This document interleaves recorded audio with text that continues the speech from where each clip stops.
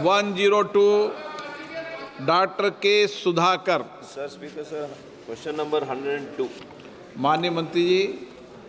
अध्यक्ष महोदय, उत्तर सदन के पटल पर रखा गया। Honorable Speaker, sir. माननीय मंत्री जी उनको अधिकृत करके गए हैं। माननीय मंत्री जी ने उनको अधिकृत किया है, लेटर में दिया है, अधिकृत किया है। Honorable Speaker, sir, India is the second largest country in the world in growing of flowers, that is floriculture, in the field of floriculture. Likewise, Karnataka is also the second largest state in the country to be in the field of floriculture. Especially in the districts of Chikbalapur, Kolar, Tumkur and Bangalore rural, the small scale and medium scale of farmers, to the tune of 25,000 acres, they grow the flowers. The flower growers lack, unfortunately, the technical guidance, the storage and marketing facilities. In this context, I would like to ask the government whether there is any plan to set up a separate board for floriculture, just like National Horticulture Board and Central Sericulture Board. And if the steps are taken, whether any steps are taken to make Chikbalapur as India's hub for floriculture. माननीय अध्यक्ष महोदय, मैं आपका संरक्षण चाहता हूं, क्योंकि मूल प्रश्न जो है वो ऑर्गेनिक एग्रीकल्चर और परंपरागत कृषि को लेकर के। माननीय सदस्य ने फ्लोरिकल्चर बोर्ड बनाने के ऐसे प्रस्ताव की कोई विचाराधीन है, उस पर चर्चा की है, उस पर जानना चाहा है। मैं आपके माध्यम से सदन को अवगत कराना चाहता हूं, माननीय सदस्य को भी अवगत कराना चाहता हूं कि इस तरह का कोई बोर्ड का बनाने का प्रस्ताव अभी वर्तमान में विचाराधीन नहीं है। Honorable Speaker, sir, my second question will be, the Pradhan Mantri Fasal Bima Yojana is a revolutionary scheme that has benefited large number of farmers across the country. In 2016, when this scheme was launched in Karnataka, nearly 25 lakh farmers opted for this scheme. However, in the recent years, it has witnessed a dip in enrollments under the scheme due to multiple issues, including delay of claim payouts by private insurance companies.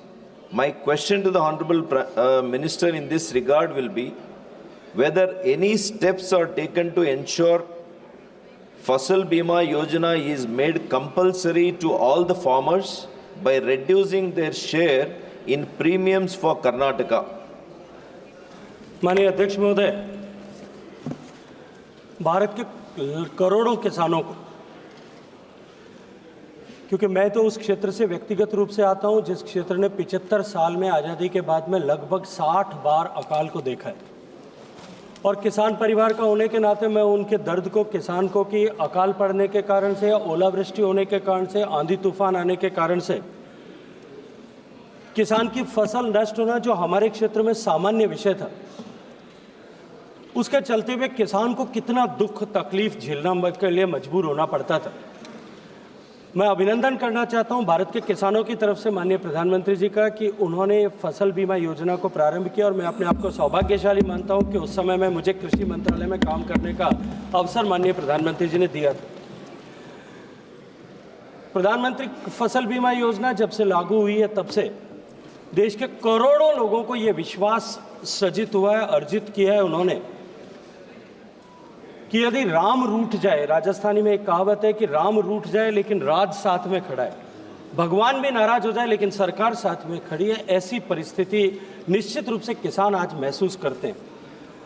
माननीय सदस्य ने प्रश्न किया है कि a dip has been observed in the total number of the farmer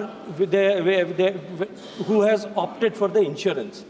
मैं माननीय सदस्य के संज्ञान के लिए और सदन के लिए संज्ञान के लिए निवेदन करना चाहता हूं कि पहले ये स्कीम कंपलसरी थी और हर ऐसा फार्मर जो लोनी फार्मर है उसके लिए आवश्यक था, ऑटोमेटिकली उसका इंश्योरेंस होता था।